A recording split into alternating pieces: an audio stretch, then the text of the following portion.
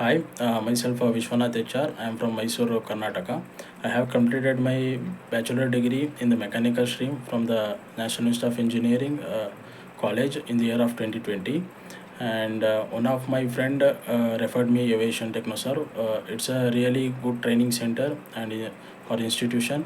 They trained me very well and they guided me very well, and they provide all the skills which are required for a system engineer, and they provide me placement instructions and placement suggestions and interview questions, so I can crack the interview.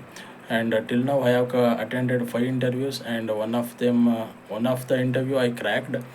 So I placed in a company called Grant Thornton. It's a company located in Bangalore.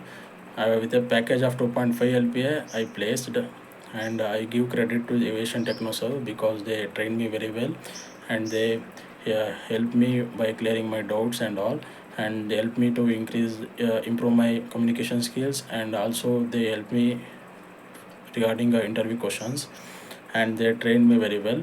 And I will tell the freshers and any job seekers to join Aviation Technoserve because it's a really good institution. They provide a good quality training, and they will 100% placement for sure, and they will provide really good skills also, and you will be outcome as a IT engineer or a system engineer for sure. Thank you.